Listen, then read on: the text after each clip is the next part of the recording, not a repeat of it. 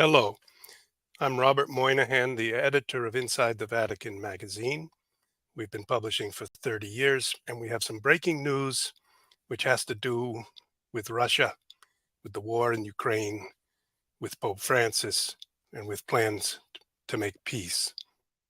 We have as a special guest live from Moscow today someone who has been speaking regularly with Pope Francis, and it's Leonid Sebastianov. Welcome, Leonid. Hello, everyone. So how are things in Moscow today? Well, it's a warm day today. July was quite a cold month, and finally, the August is getting really the summer month. So, Okay, Leonid, we appreciate you coming on. Everyone is wondering whether this war will ever end. It's a horrible thing. We're sad about it. Thousands of people have been killed. And you are there in Moscow and you are repeatedly in contact with Pope Francis. Can you confirm that? And can you tell us what the Pope has been saying in his latest contacts with you? yes, I do confirm that I stay in contact with Pope Francis on very regular basis. And more than that, more than 1 year ago, precisely on May 5th, he nominated me to be his ambassador of peace or ambassador to promote the peace between Russia and Ukraine. So he gave the permission that I will be talking on his behalf. So to specify here my point, so I'm not talking on the behalf of Vatican or on behalf of Holy See. I just talk on behalf of Francis when I speak in Russian press primarily. Okay. So, and for more than 1 year, I'm communicating on behalf of Pope Francis here Yeah. in Russia and trying to find the solution for this terrible, of course, war, and to find the, as we say, the argument of peace and the um, uh, some type of algorithm of peace. So the algorithm that will satisfy all parties in conflict to reach finally decision to sit at the table. Okay. Leonid, it's extraordinary that you are in contact with Pope Francis. People might doubt that. Is there and you also are telling the world that Pope Francis intends to visit Moscow. So the two things I want to ask, does he intend to visit Moscow, and how could you prove that you actually are in contact with Pope Francis? Well, it's it's hard to answer on this question because it could have a different angle of answering. The main argument would be the Christian argument, the kind of faith argument. So it's like when we say that we saw Jesus, we will prove that you saw Jesus, or that the disciples wrote the gospel or of the Jesus, and people will say, "How can we prove that it actually Jesus said that?" So this is kind of argument of faith. So But you basically, actually, but yeah, this it's is the not. first. But it's not just an argument from faith. You actually have met with Pope Francis. At least that Yes, much. no, I'm saying yes. So there are different arguments. So this would be my first argument. So it's a kind of argument of faith when the people say and talk on behalf of Pope Francis. It's huge responsibility. It would, I mean, if it was not the case, and if it would not be the truth, I should be definitely very cynical or even unbeliever or atheists and so on. So because it would be a really bad thing to do. So my point is, if I speak on behalf of Pope, it's like really because I feel a responsibility, and I'm believer, and I would never lie on this matter. This is the first thing. Like to prove to other proofs. Actually, there are also on internet. You can go on internet. You can Google, and there are some few notes that actually I was putting in the beginning, and then I Oh, I yes. came there 2021, 2022, and then actually I thought that, well, maybe it's not the right thing to do, and I put few of them, but I thought that, well, maybe it's not a good thing always to put it and always to show, because there are some kind of communication things, personal communication things. But on the other hand, when people say, well, why you did put it, and I say, well, the figure like Pope, he cannot be kind of a physical person like your personal friend. Is always more than that. Like Pope is always Pope. It's like if we analyze the letters, let's say, of Apostle Paul, he also wrote the personal letters, Yes. but then actually it's like it cannot be personal. It's like always directed to the people. The same thing is here. Even even if we are friends with Pope, but Pope is he cannot be just physical person. He is kind of the world leader, and I would say so. Anything that he say, anything that he write, it cannot be just addressed to me. It's addressed to everyone. So this actually excuse for me why I put it in beginning actually proves that you're asking the proofs. I was putting the proofs at the beginning, thinking that these kind of letters, they are not only directed to me, but to everyone. So, and I feel that actually I'm supposed to do that. But when people believe that Pope kind of Well, talking to me, then I stop putting it because it's still kind of personal okay. thing. So what So you're kind of beating the around, proofs, yeah, you're the beating proofs. it, I mean, Leonid, you just have to be more clear. Do you speak on the telephone with Pope Francis? well, it's well, we have different type of communications, like how I talk to you. Sometimes I call to you, or less than I write to you, no, because like Correct. our So so new way of communication when you so mostly you you write. do you write emails between each other Well, in it's some way? well, well, maybe I don't know whether I can speak, but we do write. Yeah, we Okay, so exchange. Yeah. there's a bit of mystery, but you are confirming that you communicate with the Pope directly. And this goes back to your meeting with him back in 2013 in that picture that we showed. No, no, no. It was not 2013, because in 2013 my ECL's my little daughter Natalia, and here she's, I guess she's 3 years old. So now, so this picture would be 2017. Oh, because this Yeah, we've dated yeah, this because picture. yes, This is because when I got, yes, yeah, but you were rightly saying that I met Pope Francis in 2013. It was 13th of November, on the day after our big concert dedicated to peace in Vatican. And actually, Svetlana, my wife, whom you see on the picture, at that time she was pregnant with Natalia, whom you see on the picture as well. And yes. actually now Pope, he's looking at her. Actually, he's moving at the same time. He just like moving, like making benediction on her womb. So, and actually, here in this picture, Svetlana said that I now remembering in this picture, Svetlana saying that she wants to have another baby, and he's doing the same thing to her. But another baby arrived on what All right. he arrived 5 years later. Okay. So we have some proof that you've met Pope Francis, that you've communicated with Pope Francis, that he's met with you in the Doma Santa Marta, where this picture is taken, at least two occasions. I think you've met more. 2013 is 10 years ago. 2017 is 6 years ago.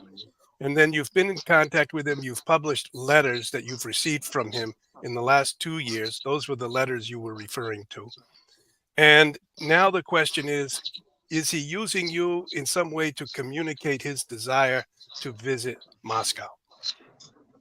Well, maybe it's not right what he's using me, but he's communicating through me, I would say.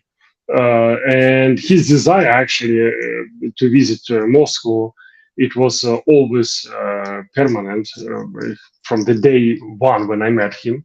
He always said that he would like to visit Russia. and that he actually like Russian literature. He's a very big fan of Dostoevsky, and he likes Russian people. So, and he wanted to visit from beginning. So, and at that time, I was working for the Moscow Patriarchate till 2018. So I could not be very kind of help for him because I needed to follow kind of Russian Orthodox Church political vector.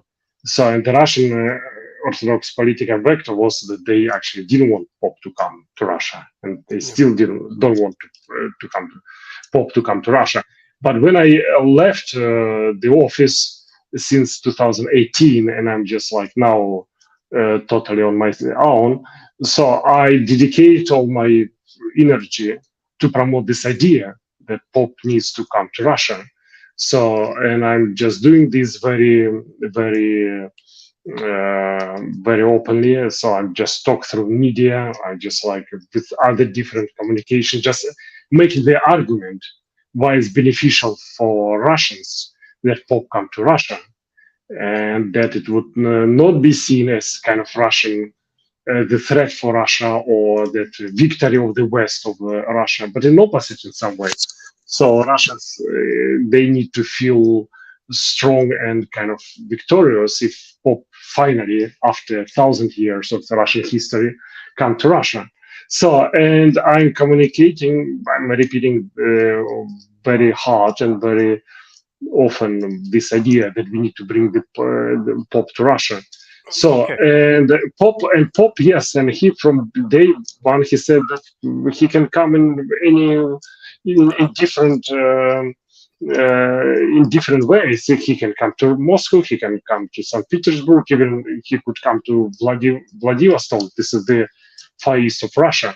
So Okay. and using all occasions, he also proposing this occasion because he will be traveling to Mongolia I end of this month, and he could stop in Moscow because, like, I mean, for refuel, whatever. So he could stop in Moscow, and due to the fact that the first meeting of Pope Francis and Patriarch Kirill was actually in at the airport of in Cuba. okay. This is a Said picture. actually This is a picture of yes, that meeting in 2016 in the airport in Cuba, in Havana, Cuba. exactly. So, and why now the second meeting could not be held also at the airport? So, and in the Moscow airport or even some other airports in Russia. So, and this is basically a proposal of Pope. So he could Okay. he could So, greet and he could meet Patriarch Kirill in case if he wish. So basically, the Pope he just like showing hardly that he's very much open to promote the peace, and he just like humbly he is very humble in his way of promoting the peace and trying to find all possible ways, all possible um, uh, opportunities to sit at the table with officials on whom the peace matter depends. So, okay. and in this occasion, he wants to meet Patriarch Kirill in Moscow and just to talk about the peace in Ukraine and how they, both of them, how they can help to promote the peace in Ukraine.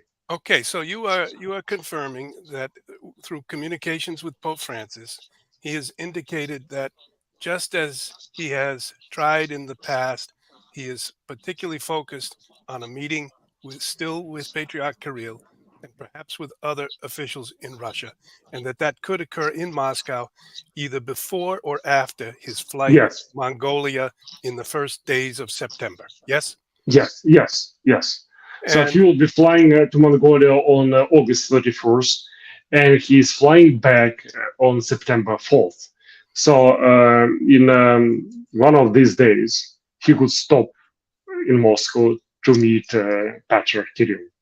so this would be injecting, in a sense, a religious dimension into a conflict which has so far had no evident movement in any way toward discussion or peace talks, and yet the Pope sending his emissary, Cardinal Zuppi, both to Kiev and to Moscow and to Washington in recent weeks, has been desiring to participate in whatever way he can to help bring about peace. And we know that he's met in the past with both presidents, with President Zelensky and President Putin back a few years ago, 2015, and with President Zelensky just a few weeks ago on May 13th. So the Pope has met leaders of the two countries in this battle, and he has met with Kirill. What do you think might happen if he did stop in Moscow? Whom might he meet with? Uh, I think that is very essential, and why some people think that why Pope wants to meet Kirill, because actually Kirill perhaps is not politically powerful man to be able to stop this conflict. But I think that for Pope is very crucial, and very essential to show that this conflict in Ukraine and Russia does not have any religious base, and that religious leaders meeting and talking about the peace, they showing that neither Catholicism or Orthodoxy have impact and influence in this conflict, because so many politicians, they want to show this conflict as the conflict between Catholicism and the Orthodoxy. And some politicians say that actually this type of arguments and type of conflict actually is imminent in Russian history, because for 1,000 years Russia kind of fighting with the Catholic West. And the Pope Francis wants to show that actually it's not the case. And this is important not only for today, but also for history, somehow to break this kind of cycle of accusation, historical accusation. All right. Leonid, we have another guest, someone that you and I met with years ago, both in Rome and in Moscow, Daniel Schmidt. Yes, Daniel, hello. The retired vice president of the Bradley Foundation in Milwaukee, Wisconsin. Dan, welcome. Is this an interesting topic for you, this conversation of Leonid speaking with Pope Francis and perhaps preparing a visit of the Pope to Moscow? Yes, very much so. And you've already mentioned the personal engagement. When in my days at Bradley, we supported, of course, over many years, the Urbi et Orbi Foundation, in particular the magazine inside the Vatican, Bob as its well-known, recognized editor. And Leonid met also over 20 years ago now, along with some others in Moscow because of our support for some projects there. In fact, the foundation, which is still in existence after my retirement, of course, has and pretty much still the basic program that it's very interested, of course, in domestic affairs and particularly those in Milwaukee, but very interested in and supportive of institutions in civil society, which express the belief and faith that people have in their daily lives and then carrying over to the community. There's also a national security and defense, small part of the program that was involved really when we started up in 1985, 86, having to do with Cold War activities, research here in the States, and then activities abroad with democracy movements. That's how we became to know Russia and supportive of projects in the Vatican, projects in Ukraine, and projects in Moscow. Well, Dan, I have two questions. First, do you think, can you tell us anything about Frank Shakespeare, who passed away some months ago, but who was at one time on the board of the Bradley Foundation and at one time was the ambassador of the United States to the Vatican? He was a close friend of yours. He had a vision of relations between the United States and Russia. And then, so something about him, and then something about this possibility of a religious off-ramp to this terrible conflict. Well, Ambassador Shakespeare served as a director at Bradley for 10 years from the late 80s. After he left, public service, as you say, Vatican ambassador to the Vatican for 2 years, 86, 87, and before that as ambassador to Portugal. Frank, very distinguished public service as well as service in private life in the media as executive vice president of CBS in the 60s. Frank was very dedicated and very convicted about how life needed to proceed in Central and Eastern Europe, and in particular in Russia, following the collapse of the Soviet Union. One that really looked back to the social nature of Russia, the faith nature of Russia, and building institutions, including the church back up. So Frank was very instrumental in setting up that program I referred to in my first remarks that tried to put together institutions, the church in Ukraine, the church in the United States, the church in Russia, and the church, of course, in the Vatican. So Frank was really the inspiration behind this, and very close to John Paul in the 2 years he was there, and really was very instrumental in organizing, from the American point of view, the first visit of Gorbachev to Rome. So this was an animating idea of Frank's, that he believed deep in his soul that really the path through faith and peace and really lie through Central and Eastern Europe, particularly Ukraine, as John Paul traveled there in 2002 and could never make it to Moscow. Francis has picked up that baton from John Paul and from Benedict, and that's why what Leonid has to talk to today, and what many people believe, even if it's not publicly voiced so often, because of differences over the many centuries between East and West, between the Russian Church and the Christian West Church, Roman Catholic Church. This is a critical issue, and become more so during the course of this terrible conflict with Ukraine, their brothers and sisters, their parents and grandparents, aunts and uncles, because it's one sister and brother fighting each other. And really, while faith is there and has been brought forward especially by President Putin, there's a large debate in the United States, as viewers probably know, and as you two know, with respect to that as just and we could ask Leonid his opinion on this, just a cover for states' activity and its imperialism. There are some on the conservative side who don't believe that believe that Russia in many ways offers, at least even in the most injured form that it now exists, a deeper understanding of the soul and spirit and faith. And so it's a live and active debate, other than just the Pope's trip from Mongolia or from Rome to Moscow, but or to Lviv or to Kyiv. There is something much more critical that's at stake, and Frank, as Ambassador Shakespeare, understood so deeply during his life, now passed on, as you mentioned. Well, so what you're saying is that this terrible war seems to be unable to come to any sort of reasonable conclusion, and probably is going to cost many more lives. Nobody has initiated peace talks. People are ratcheting up the weapons, and yet you're saying that there was an opportunity, or could have been, and perhaps will be an opportunity, for the better angels of our nature, for our faith, for our belief in God, to bring us somehow to a table together and talk about making peace.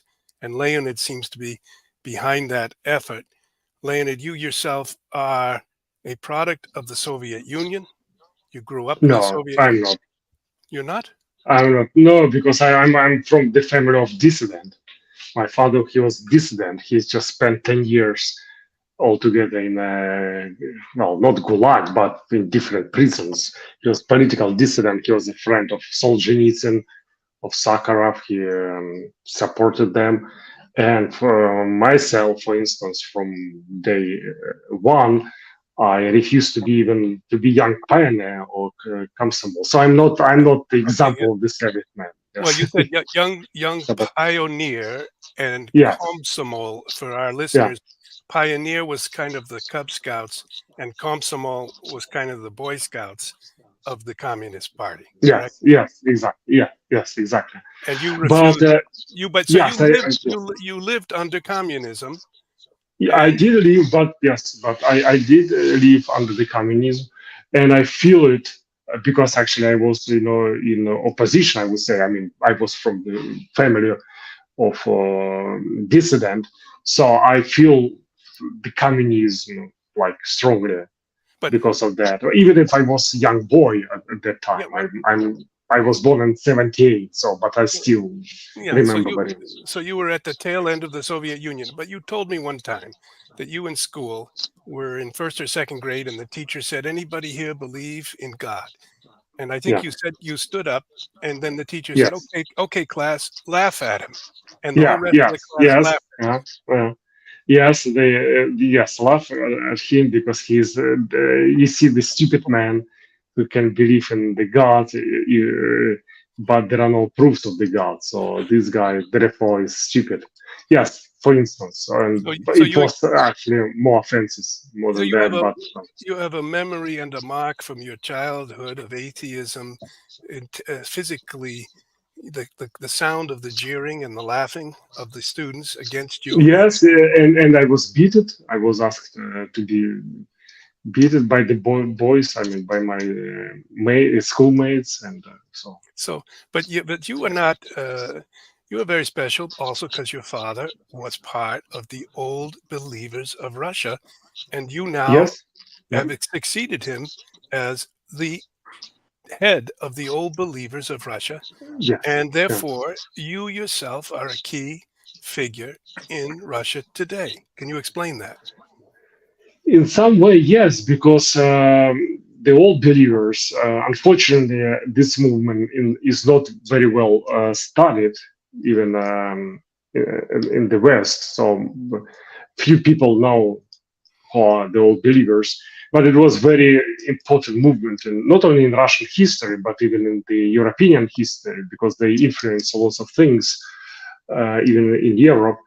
So apparently, their ideology is coming from the 17th century, when they break a relationship with the official church and with the state.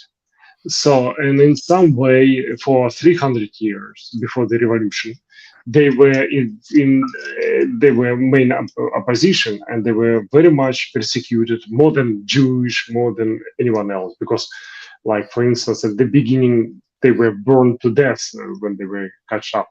Oh, So, because the idea was that we cannot follow anything that you hear from the state, and because the state in some way is antichrist, not antichrist in sense like who is against of the Christ, but in sense of who is replacing the Christ, who is replacing the okay. morals, replacing the gospel. So you cannot follow the government without analysis, without moral judgment. So, And this is basic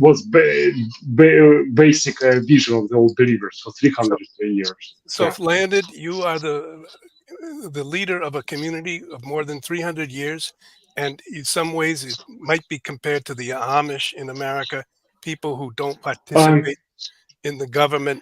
no, more than that, because like old believers, they on the one hand they were against the government, but on the other hand they were creating the new reality. For instance, before revolution, 70% of all Russian capital belonged to the old believers, and old believers they also created so-called silver age, silver cultural age in Russia.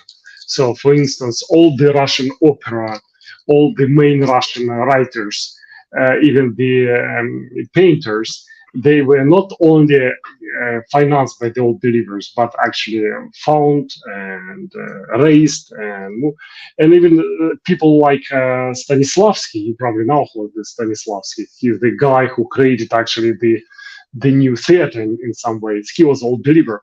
So they were, on one hand, they were against the government, but on the other hand, they were creating the reality. So they were not totally, as some people say, that these people they were kind of not educated. They were kind of stupid, and it even does not worth to study them. This is kind of demonization of all believers.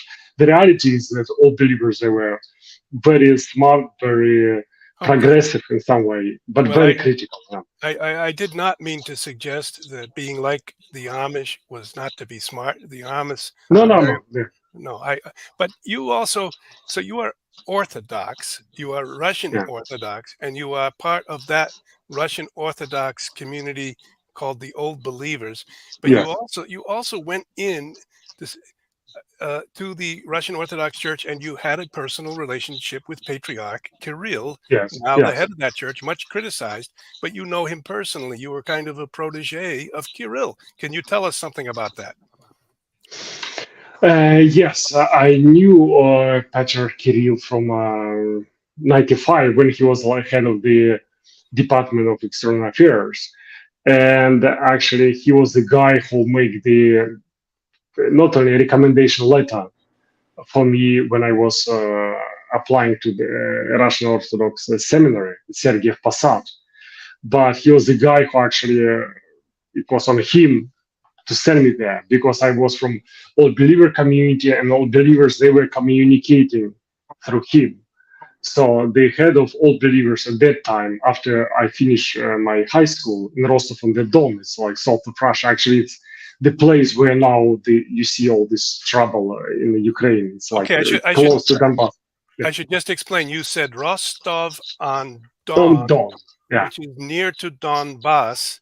It's It's just yeah, it's basically the same. It's the same mentality. It's like kind of the same so you are very civilization. Yeah, you are very familiar with that region. It was a yeah, very much. region Yeah, yeah. of Yeah, the it's Cossack of the yes, Cossacks. exactly. Do you Yes, consider yeah, yourself a Cossack? yes, yes, very much so. It's a Cossack of the Don. And this was another long, long story because like Cossacks of the Don actually they were the white from the White Army during the Civil War with the Bolsheviks 100 years ago, and actually they started the civil war after the Bolsheviks took the power in 1917, Okay, and when they lost to finish, then when they lost, they were almost eliminated by so the your Bolsheviks. So now it's like very few, including me. so your family also was resistant to the Bolsheviks as they took over Russia Yes, and fought in the White Army against the Reds. yes, And so yeah, this is yes. part My of my your my grandfather, yes. okay. And then you decided you would become a priest in the Orthodox Church, Yes. and Patriarch Kirill No, helped no, you. no. It was not. No, it was not like that. So I was an old believer. I decided to study at the Orthodox seminary because, like, you studied Orthodox seminary, but I mean, at least in our system. So you study at the seminary, but it does not necessarily mean that you will become a priest. So you just like getting the theological education. But yes, of course, you studying to be a priest, but it does not necessarily mean that you need to be a priest. So I applied there in 1995 as an old believer, and Patriarch Kirill at that time, he was the head of the external affairs of the Russian Orthodox Church. So he was the guy who actually was communicating at that time between the Russian Orthodox Church and the old believers. So, and he was the guy who wrote the recommendation letter to me and actually sent me to seminary to study. So I knew him from there, from 1995. Yes, Okay, and so then actually after seminary to finish this story, after the seminary, he sent me to study to Rome. He asked Bose, the community, monastic community of Bose, that is in the north of Italy, to actually help me with Italian and actually to pay my studies. So in Rome. So actually, uh, he was the one who sent me to study in Rome to Gregorian University, yes, yes, where I met you and Dan. Gregorian University in 2002. I met both of you. yes, we met. And both of you helped me to study in the United States. Yes, of course, at So Georgetown University. yeah, so landed from a Cossack family, an old believer Orthodox family, a student in Russian Orthodox seminary, a student at the Gregorian University in Rome, and a speaker fluently of Italian. Then a student at Georgetown University in Washington, and obviously a fluent speaker of English.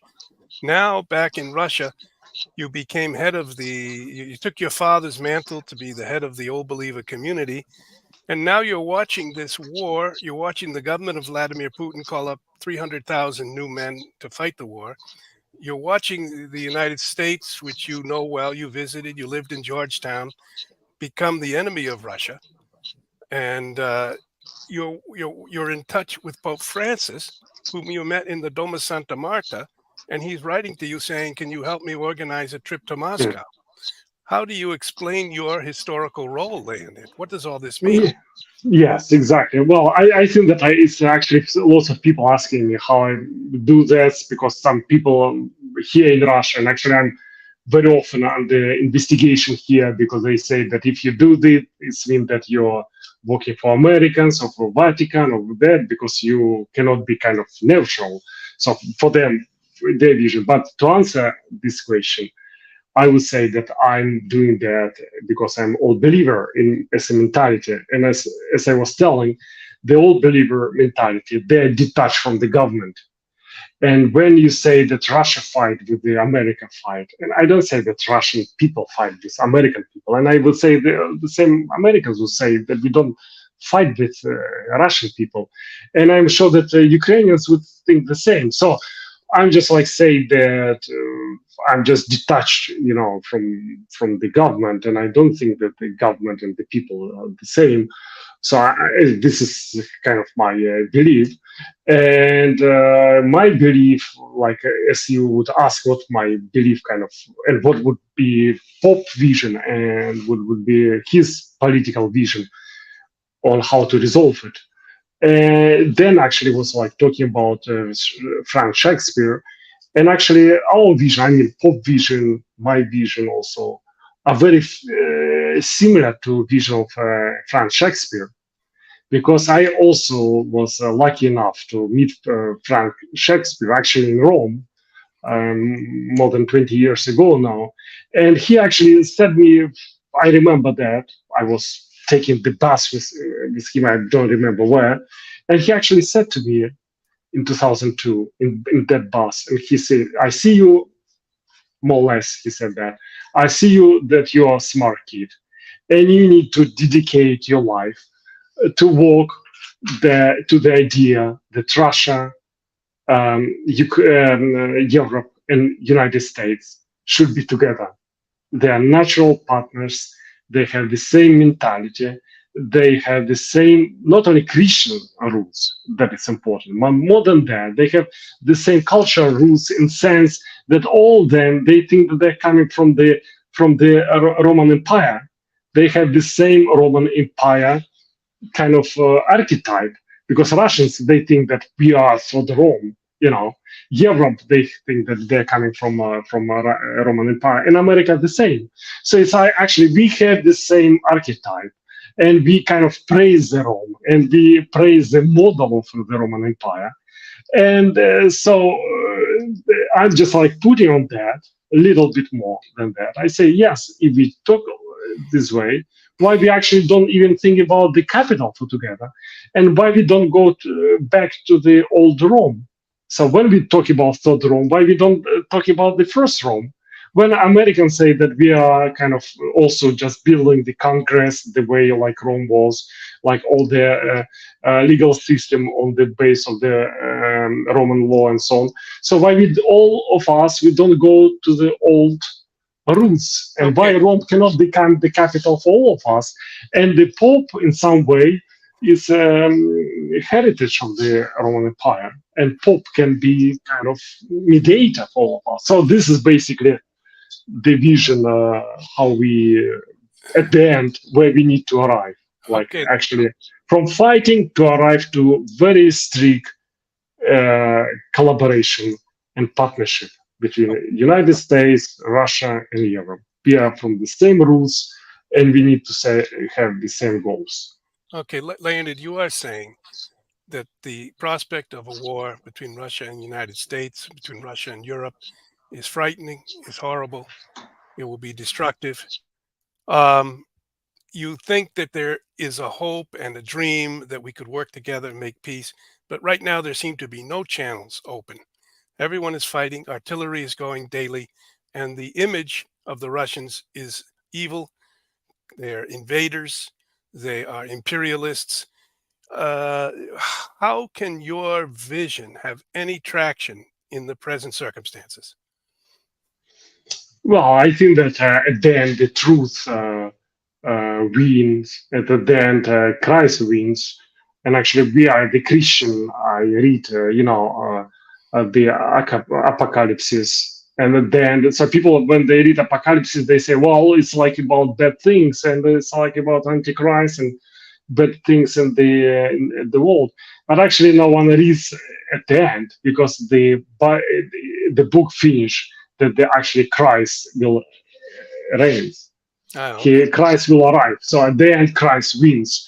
So and I'm preaching these ideas, and Pope preached this idea. So more, we just need to put more Christian voice on that, Okay. and less political, more Christians, and Christianity will at the end. Whatever will happen, we know that Christ will win. And for Christ, peace and Christ is equal notions, I would say. Well, Leonid, a beautiful vision. I'd like to bring Dan Schmidt back in. Dan, Mhm. you're familiar with U.S. policy centers and government circles. We have a group in charge right now that seems unwilling to imagine any possible collaboration or friendship with Russia. Is there anything in what Leonid has said that resonates with you? Well, I think his description of Ambassador Shakespeare and what he took away from his conversation there, which deeply impacted, obviously, on Leonid. Uh, I think that sort of informs the discussion, apart from just Ambassador Shakespeare, in the public life of this country. In fact, throughout all the countries of the parties involved in this struggle, and more as well. It's really a worldwide issue here at the moment, with some of the people, including Frank Shakespeare, said Ukraine would be and Russia would be a channel through which there would be difficult decisions to make. He was, again, close to John Paul. And of course, they say of the popes these days in modern times, how many divisions does the pope have? I think Stalin might have mentioned that at one time.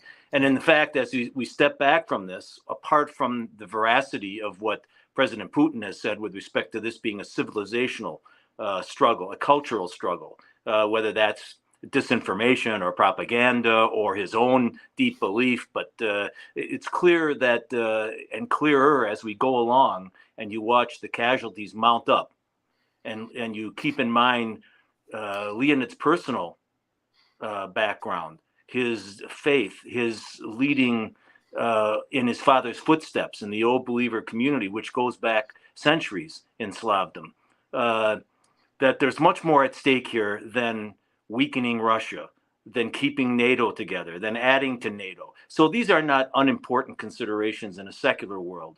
But when one steps back, again, allowing for veracity versus untruthfulness, distinguishing between the two, it's becoming much more jumbled. But one can relate in both Russia and Ukraine to the personal struggle, the death and injury being visited upon both Russian Slavs and Ukrainian brothers and sisters Slavs. And so I think the takeaway from certainly all that Bradley learned through my work in concert with you and Leonid and others, this is a moment that is critical. And the Pope, in that sense, doesn't have a division or two or three to bring, but he can travel. He can provide not just a symbol for this time, but through centuries of tradition, which Leonid so beautifully described with respect to where he thinks the aspirations should lie. Can it be realized? Can you overcome the sort of immediacy of life, the transactional nature of things, to reach for this deeper moment to resolve? And that includes the Russians moving as well as Ukrainians, but also leadership from the West, in particular the United States. It's a difficult moment. There's no doubt about it. And that would be my answer to your question, that the opportunity lies there, as it has through the centuries. It's whether we choose to make the step, and they choose to make the step to try to find some not perfect resolution, but something to move us forward together into the future. That would be sort of my assessment. Okay. We have a little picture on the screen. Quote, We Christians must be ambassadors of peace. Pope Francis wrote in a letter sent to Leonid Sebastianov, who's our guest here today. Thank you, Leonid, and opera singer Svetlana Kasyan, your wife, on May 5th, 2022. Leonid and Svetlana have met Pope Francis 8 times since their first correspondence in 2013. Again, we Christians must be ambassadors of peace. If anyone watching this wants to understand why we had this program, we wish for peace. We are sad that the soldiers are being shot and killed with artillery shells, with bullets, with every sort of weapon by the thousands. Young men, their bodies broken apart on both sides, on Ukraine and Russian side. We are sad that there's a type of civil war, in a sense, within the Slavic world. We wished it had never begun, and we wish it would end. We are not professional analysts of how that may happen, but over the years we've met Pope John Paul II, I have met him, and Pope Benedict XVI, I met many times, and Pope Francis I've met. And all of these leaders of the Catholic Church also are seekers of peace. And Pope Francis wants to go to Moscow. He went to Kiev. He would like to go to Kiev. He sent his assistant or his envoy, Cardinal Zuppi, to Kiev recently, and to Moscow and to Washington. But no one is listening. Throughout the world, the guns of war seem to be only increasing. There's talk now of war in Taiwan. There's talk of war in Africa. And the drums of war are beating. But this young man, Leonid, who has met Pope Francis, continues to speak to the media about the possibility of peace. He suffered under the Soviet communists. He's from a long line of Cossacks, and he's still working today for peace. Leonid, the final word will go to you. Can you tell us what your hopes are and what your plans are right now, and then we'll have to end this podcast.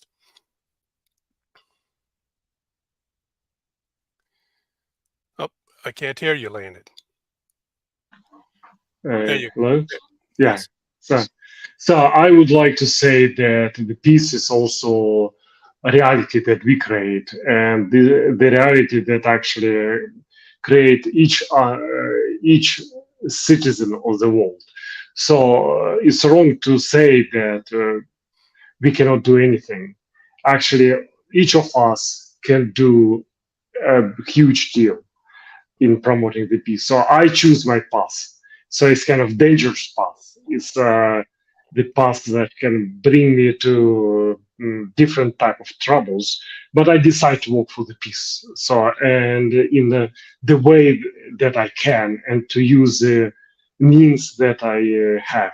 So each of us can do the same. So uh, each of us have friends, have people whom they can influence, and if people will start talking about the peace like the way people did in 60s and 70s, the world will be changing for better.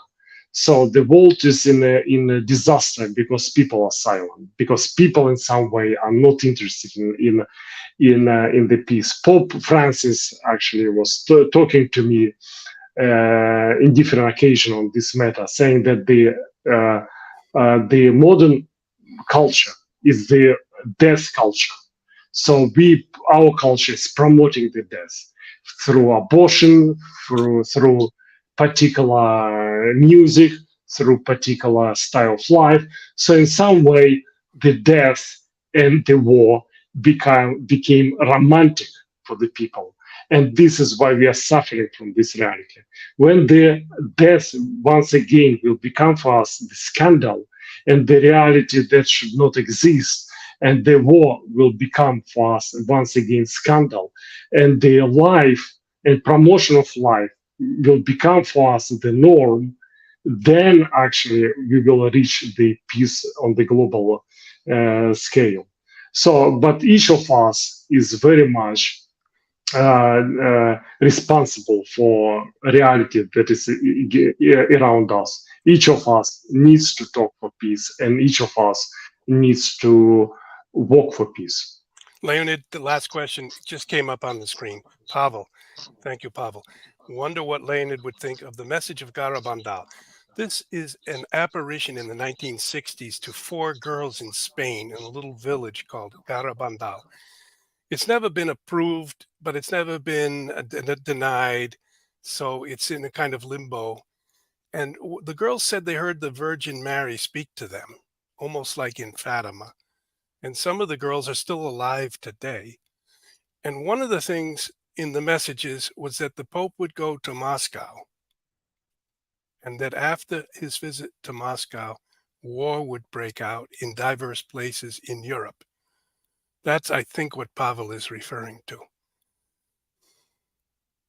Well, there are different messages that we know from the Virgin Mary, and actually Pope Francis now in Portugal, and he said that he'll be praying to the Virgin Mary of Fatima for Russia and Ukraine, because the Fatima promised that the day when Pope will dedicate Russia to the Virgin Mary, the peace will they should arrive to the world. And actually, he did it. And still, we don't see the peace, but we look for the peace. I also, you met many times Pope Benedict. Benedict, I also met him a few times, and I met him for an hour few years ago when he already was a retired man.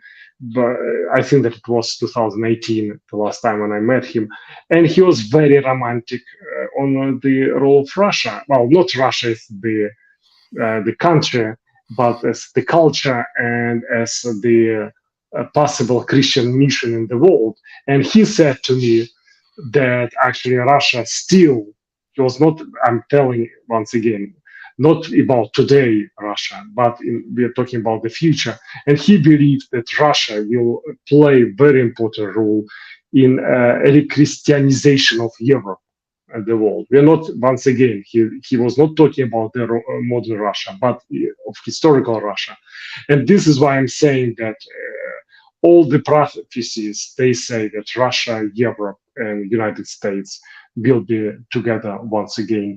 So, and this prophecy for me very important, and I like this type of prophecy. And actually, I also promised to Pope Benedict that I will work also for this goal, that Russia should be together with the West. It should not go apart from the West. It should not be turning to different direction. I think that the path and the future of Russia is with Europe, with Christian Europe, and with Roman civilization, I would say. Leonid Sebastianov, live from Moscow, Russia, speaking about the possibility of a papal trip to Moscow in the first days of September. Leonid, thank you very much. And thank you, Bob. We will talk again. Thank you, Bob, for everything that you do. I know that you work for more than 30 years. You work hardly to bring Orthodox and Catholic together. I imagine how you feel frustrated that after all this work, you probably feel that you didn't succeed. But actually, Christianity, it's kind of, they look at the reality in much broader way in sense of the years and centuries. So I'm sure that the work you did, it was an important work, and it will bring the fruits in the future. So thank you to you, to Debbie, to all your staff that working for inside the Vatican, and for Urbi and Orbi Foundation. And God bless you and keep going. Thank you, Leonid. God bless you and your family. Thank you. Thank you. Bye-bye, everyone. Bye. Join us this September on an unforgettable pilgrimage to Lebanon, the land where Christ walked. This is a pilgrimage you won't want to miss. We'll taste world-renowned Lebanese cuisine, drift through underground grottos, and explore the monasteries high above in the mountains and in the deepest valleys on our way to an encounter with the miracle worker, Saint Charbel, in the land where Christ walked. Join us this fall, September 16th through the 25th,